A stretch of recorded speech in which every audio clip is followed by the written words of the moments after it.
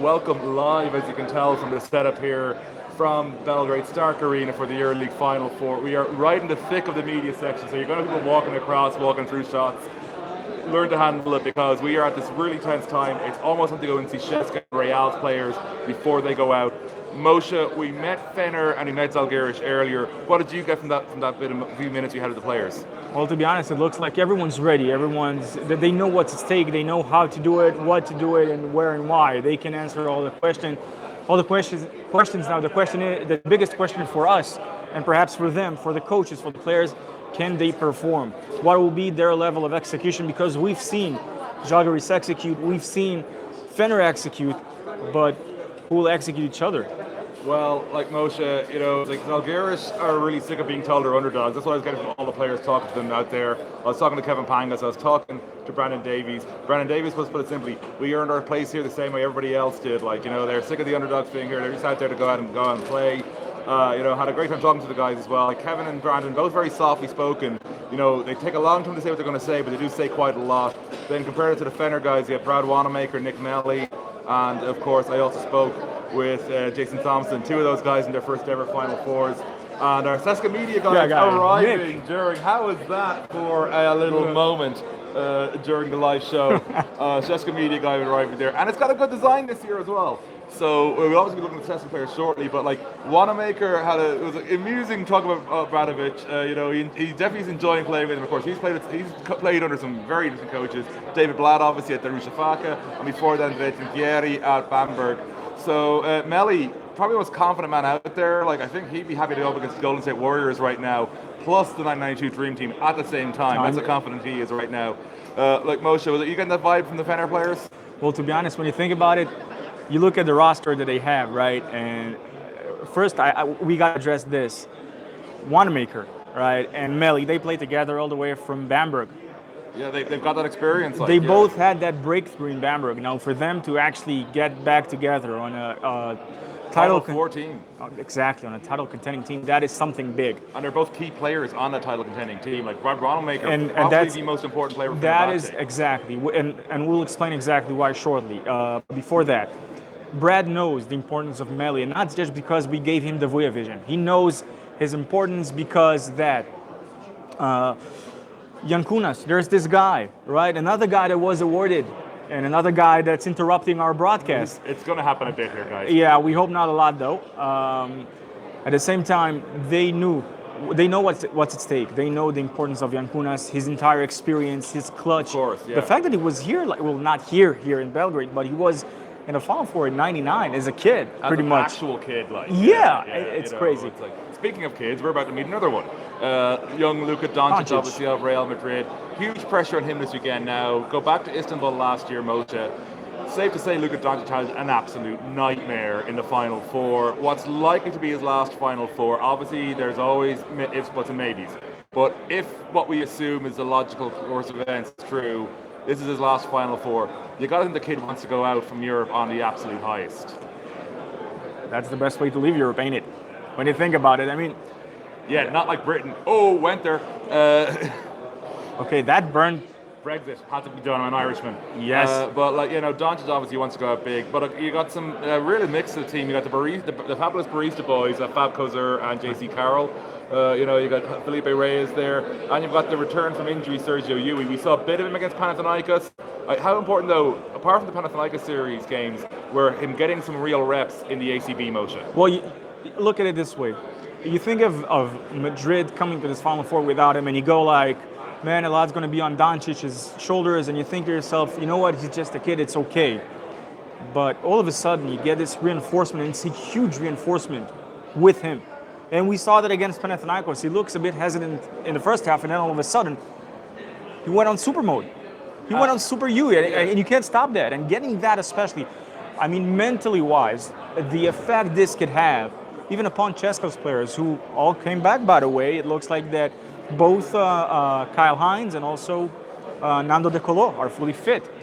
Well, they say they are. As I was saying to a couple of our friends earlier from Basket Foul, I believe they're fully fit when I see them on the floor playing like they're fully fit. Like it's not. No coach is going to give you the full, honest answer with the health of his roster going into any Final Four, nor should they. Just to be clear, you got to keep your cards close to your chest.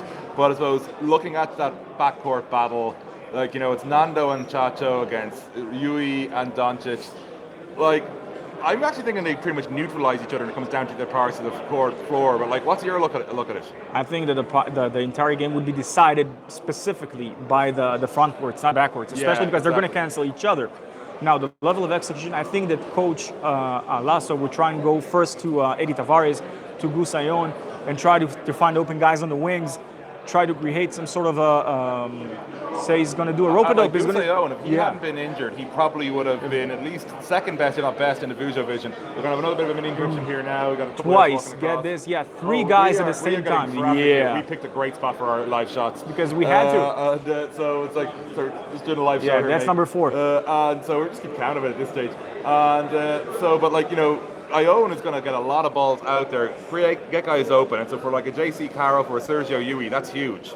Yeah, if Boom Boom can get his shots in, Cheska's in trouble. And obviously look at Cheska because the most overrated, underrated guy is he's not overrated, just to be clear. But Corey Higgins, if I hear him being called underrated one more time, because Corey Higgins, he just gets it done, and we all say he gets it done, but somehow because I think it goes back to that first time he helped them win a Final Four.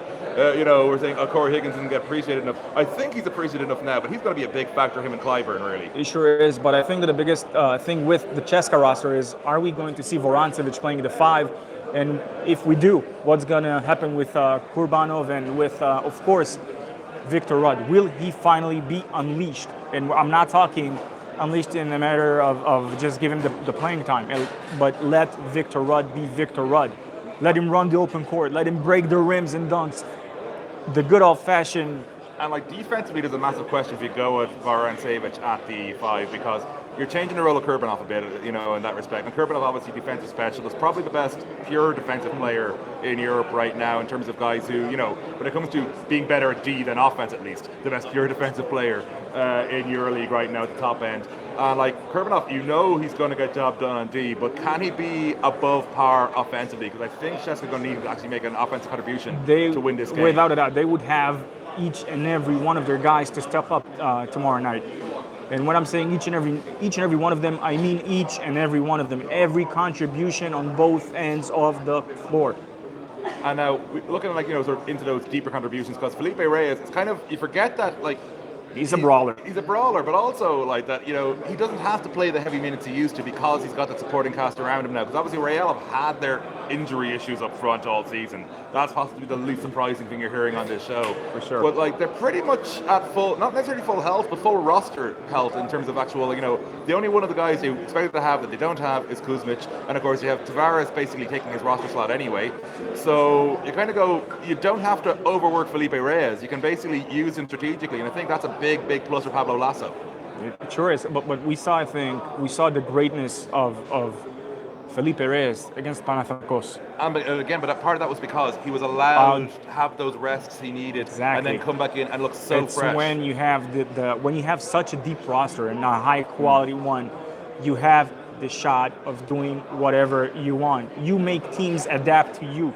You do not adapt to anyone else. Because I'm even thinking the Real side didn't miss the Final Four 2 years ago. Felipe was looking like an old guy out there because he had to play crazy minutes. But this year it's different. In their defense, you have to say they just won the Euroleague the year before, and after that they had to play the Intercontinental and most of the guys were at Eurobasket. And then there was the Eurobasket. And we're really there with the camera cut across, guys. As you can tell, we're getting closer and closer to when we're all going into the arena, which is why people are paying less attention. Yeah, because there's the Cheska and Madrid. Very shortly. So before we go into meet Cheska and Madrid, the big bit of news that dropped earlier, we have got basically no details on it yet. We found we were tweeted, but we're going to give our views on it. The Euroleague Players Association, so at 12:45 local time, check your own local time for that, there will be an announcement with Gigi Datome, Baki Nakbar, and Kyle Hines. all after the main press conference, essentially. And we have to remind you guys, this story was uncovered first time on Sweet 16. It was, yeah, that it was coming along, and of course, like, you know, all of us have been covering it in all three formats. Eurohoops, Team Scout, and BIE have been covering the need for a union for a long time. I'm very quick in saying season means production. What this union means is a real question I've got going Saturday, and it is that broad because is it just Euroleague? Is it including Euro Cup?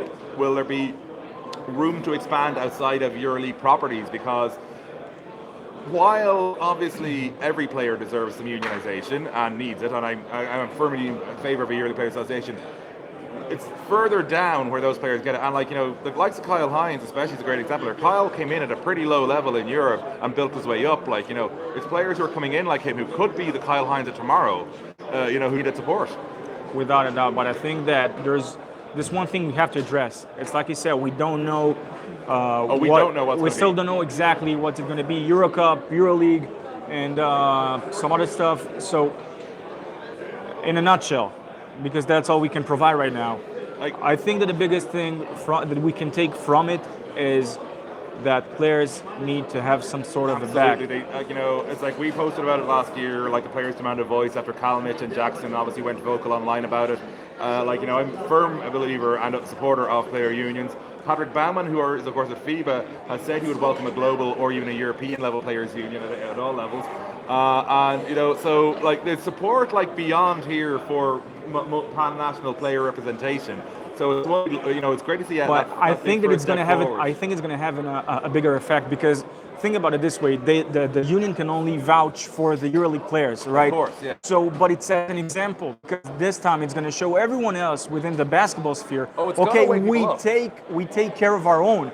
Join us. Yeah, it's going to wake people up and it's going to make them want to get involved. Like, you know, I'm really looking forward to, like, Moshe is well aware of this because we've done a few EuroLeague Final Fours together now. I don't get up on a Saturday morning of Final Four weekend. I think this is our fifth in a row. Fifth in a row. Yeah, fifth in a row. I don't get up on a Saturday morning. I got up once before, and that was to play in the media game where Moshe was assistant coach. Hey, I won the year before, by the way, as a player. As a player, and he lost the following year as assistant coach, mainly because I was a player.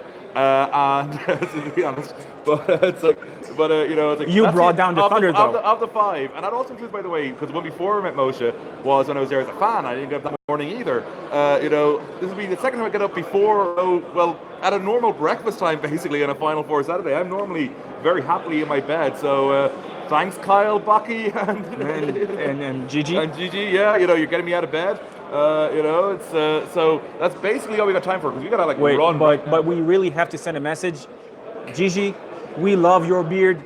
Don't shave it off, no matter what everyone tells you.